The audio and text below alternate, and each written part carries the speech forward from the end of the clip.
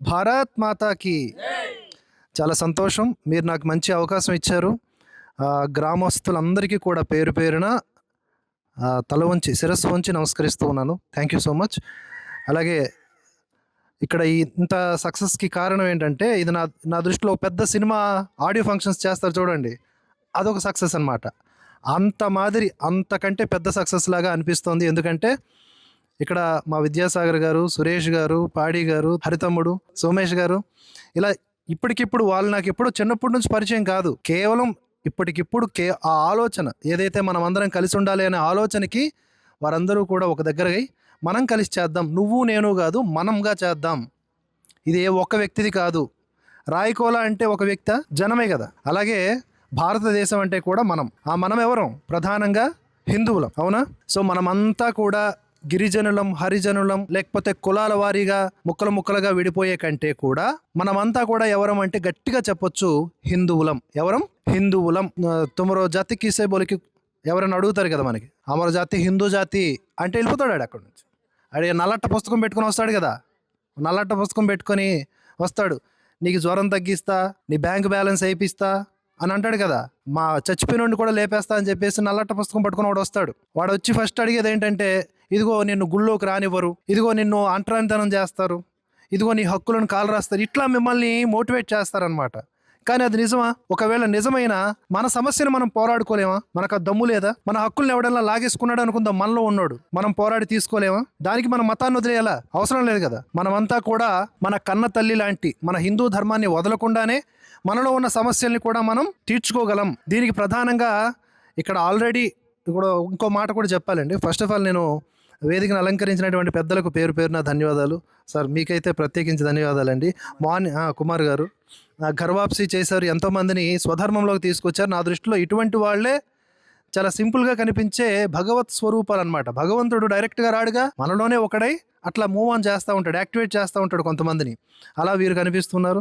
పొద్దున్నే వచ్చి వీరితో మాట్లాడి అప్పుడే కొంచెం పాజిటివ్ వైబ్ వచ్చింది, ఎస్ సక్సెస్ అవుద్దని. సాగర్ అది మన సురేష్ గారితో వచ్చినాడు, మీరు మిస్ అయ్యారు. సో అప్పుడే అనిపించింది sir. Thank you so much. అలాగే చంద్రమ్మ గారు, చాలా సంతోషం అండి. ఆవిడ ఒక మాట అంటున్నారు, నేను ధర్మం గురించే మాట్లాడతాను అని. ఇంత హుందా కలిగినటువంటి నాయకులు ఎక్కడైనా ఉంటారా? ఎప్పుడు కోల్పోవద్దు ఇటువంటి నాయకుల్ని. అంటే దాని అర్థం ఏంటి? నేను ధర్మమే మాట్లాడతాను అంటే ఇతర మతాల్ని నేను దూషించాల్సిన అవసరం లేదు, ఇతర మతాల్ని నేను కించపరచాల్సిన అవసరం లేదంటుందిరా. ఇంత మంచి మనసు ఉన్నటువంటి అమ్మలాంటి ఇటువంటి వ్యక్తులు మనల్ని ఏలితే మనకి ఇంకేమీ తిరుగులేదు. ఆవిడేం చెప్తానన్నారు? తన ధర్మమైన హిందూ ధర్మం గురించి చెప్తారు. హిందూ ధర్మం గురించి చెప్పడానికి ఇతర మతాలను కించపరచాల్సిన అవసరం లేదు. కానీ ఎప్పుడు అంటే వాడు నీ దగ్గరికి వచ్చి, నీ దేవుడు కాదు, నువ్వు భూమిని పూజిస్తావు, పుట్టను పూజిస్తావు, చెట్టును పూజిస్తావు, సూర్యుడిని పూజిస్తావు అని అంటారు కదా, వాళ్ళని కొంచెం గట్టిగా ఇచ్చేయాలి. ఎందుకంటే మన కన్నతల్లికి జోలికి ఎవడైనా వచ్చి రే నీ అమ్మ అని అంటే ఎట్లా కోపం వస్తుంది మనకి? నా అమ్మ జోలికి వస్తావా అని జోడిచ్చి కొడతాం కదా. అట్లనే హిందూ ధర్మం జోలికి వచ్చి మన విశ్వాసాలు, మన బొట్టు, మన గాజులు, మన చీర కట్టు, మన ఇంట్లో ముగ్గు వేసుకుంటాం కదా, అది గడపకు రాసుకున్న పసుపు అన్నిటినీ తీసేస్తారు. గణపతి సచ్చిదానంద స్వామి వారు చెప్పారు, కుక్క నాకిన మొహంలా ఉంటుందంట. బొట్టు లేని ఆ మొహాలు ఎలా ఉంటాయి? కుక్క నాకిన మొహాలు. ఆ కుక్క నాకిన మొహాలు వచ్చి మనకు చెప్తాయి నీతులు. మనం వింటామేంటి? వినము. ఎందుకంటే మనం ఎవరం? హిందువులం. ఎవరమ్మా?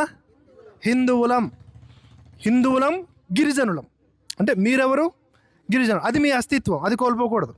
గిరిజనులైన హిందువులు, ఆదివాసులు. ఆది అంటే ఏంటి? మొదటి. అంటే మీరే ఆది, అంటే స్టార్టింగే మీ నుంచి. ఒక దేశపు మ్యాప్ని చూడండి అమ్మా. ఆ మ్యాప్ మొత్తం కనుక చూస్తే ఆదివాసీలు రక్షించబడినట్టుగానే ఉంటుంది. ప్రతిదీ కొండ కోణల్లో ఉండేది ఎవరు? ఇంత కష్టమైనటువంటి లొకాలిటీలో ఇప్పటికిప్పుడు కొంచెం మారింది, కానీ ఒకప్పుడు అలాంటి కష్టమైనటువంటి కొండ కోణంలో ఉంటూ ప్రకృతినే పరమాత్మగా తలుస్తూ ఆచారాలు పాటిస్తూ ప్రపంచానికి ఆయుర్వేదాన్ని అందిస్తూ ఇన్ని చేసినటువంటి మిమ్మల్ని ఇతర జాతులతో దూరం చేసింది ఎవరు? అప్పట్లో బ్రిటిష్ వాడు, ఇప్పట్లో చెంకలో నల్లట్ట పుస్తకం పెట్టుకున్నాడు, అవునా? ఈ సెగ్గడ్లు వచ్చిన వాళ్ళందరినీ కూడా ఎట్లా దూరం పెట్టాలో మేము చెప్తాం.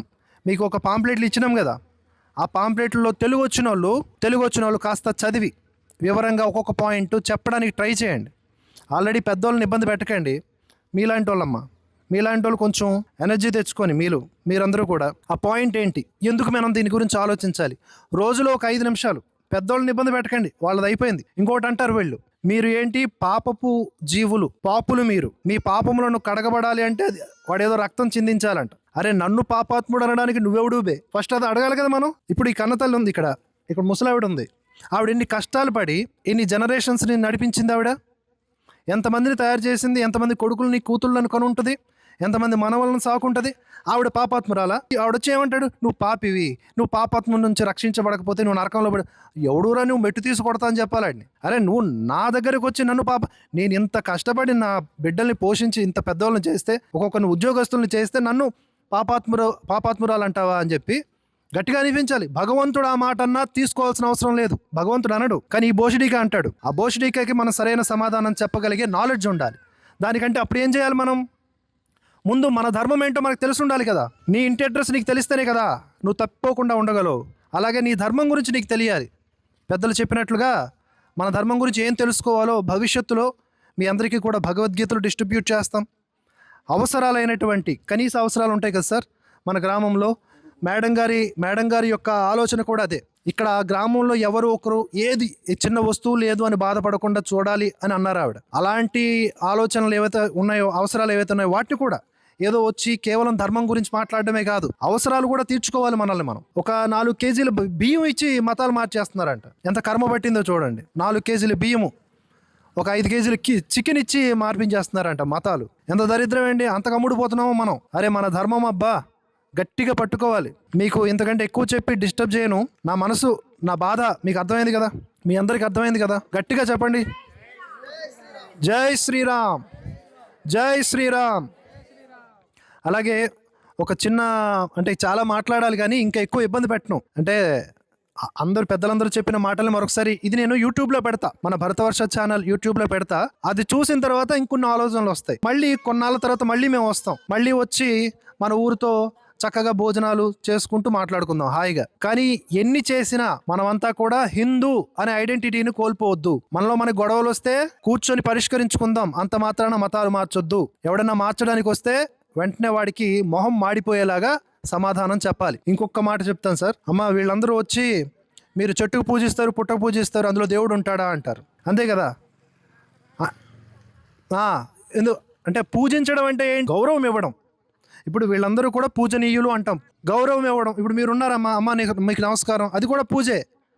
నాకు నిలబడడానికి నేల ఆధారం కాబట్టి భూతల్లి భూమాత అని రెస్పెక్ట్, అది పూజ. నాకు ఆక్సిజన్ ఇస్తోందిగా, ఊపిరిస్తోందిగా గాలి, అది దేవతే. దానికో రెస్పెక్ట్, దానికో నమస్కారం. దీని అంతటిని నియమిస్తున్న ఒకడే పరమాత్మ, ఈశ్వరుడు ఒక్కడే, అతడికి నమస్కారం. అతడు అరేంజ్ చేసిన ఈ అరేంజ్మెంట్స్కి కూడా నమస్కారం. ఇప్పుడు మన తండ్రి ఉంటాడు, ఇల్లు కడతాడు, అవునా? ఇల్లు కట్టి చక్కగా ఏర్పాట్లన్నీ చేస్తాడు. నాన్న దగ్గరికి వెళ్ళి, నాన్న నీకు రెస్పెక్ట్ ఇస్తా, నువ్వు కట్టిన ఇంటికి రెస్పెక్ట్ ఇవ్వను అని చెప్పి ఊర్లో ఉన్న చెత్తను తీసుకొచ్చి ఇంట్లో వేస్తామా? వేస్తే ఏం చేస్తాడు? బెల్ట్ తీసుకుని కొడతాడు నాన్న. అలాగే పరమాత్మ ఇచ్చినటువంటి ఇంత గొప్ప ప్రకృతిని మనం ఛేదరించుకొని అందులో ఏం దేవుడు ఉన్నాడు, ఇందులో ఏం దేవుడు ఉన్నాడు అంటే ఆ పరమాత్మ కోపం రాదా? ఆయన అరేంజ్మెంట్స్ని నువ్వు కించపరుస్తున్నావు. అందరికీ అర్థమవుతుందని అనుకుంటున్నాను. ఈ సందర్భంగా కుమార్ గారికి ఒక చిన్న గిఫ్ట్ ఇద్దాం అనుకుంటున్నా. అంటే నేను ప్లాన్డ్ లేను, నెక్స్ట్ టైం ఆయనకి మంచి సత్కారం చేద్దాం. ఇప్పటికైతే దశావతారాలని ఆయనకి మా చంద్రమ్మ గారి చేతుల మీదుగా ఇద్దాం అనుకుంటున్నాను.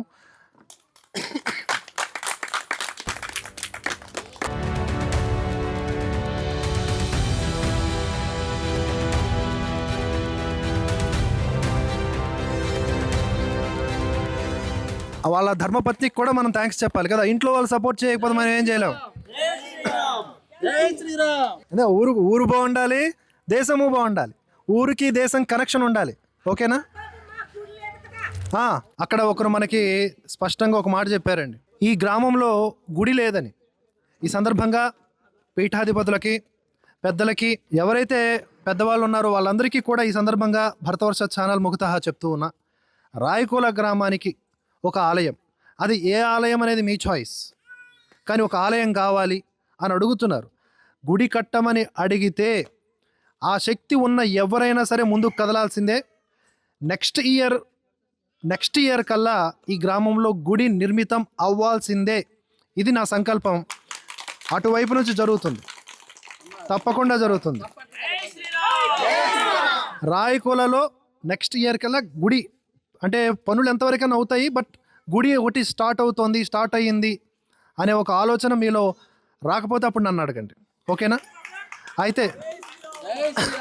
అయితే ఆ ప్లేస్ విషయము అవన్నీ కూడా ఆ అరేంజ్మెంట్స్, ఆ ప్లేస్ విషయము, ఆ పర్మిషన్స్ అవన్నీ మీ వైపు నుంచి క్లియర్గా ఉంటే మిగతావన్నీ మేము చూసుకుంటాం. చాలా సంతోషం ఈ అవకాశాన్ని ఇచ్చినందుకు. ఊరందరూ కూడా ఐక్యంగా ఉంటే గుళ్ళేంటమ్మా, దేనైనా సాధించగలం, భగవంతుడిని కూడా మనం రప్పించుకోగలం, ఓకేనా? ఆవిడేమి మనులు మాణిక్యాలు కోరలే, మా ఊరికి ఒక గుడి కావాలన్నది. ఎంతమంది ఉంటారు అలాంటి వాళ్ళు? జమునమ్మ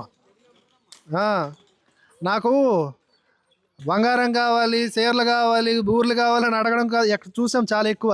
రాజకీయ నాయకులు రాగానే మాకు అది లేదు, అల్లది లేదు, ఇల్లుది లేదు అని అంటారు కదా. గుడి కావాలి అని ఫస్ట్ టైం ఒకరు అడగడం నేను చూశాను, ఫస్ట్ టైం నాకు ఒక గుడి కావాలి మా ఊరికి అని.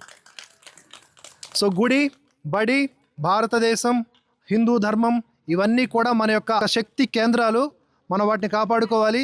ఈ అవకాశాన్ని ఇచ్చిన ప్రతి ఒక్కరికి ధన్యవాదాలు. జై శ్రీరామ్, భారత్ మాతాకి జై.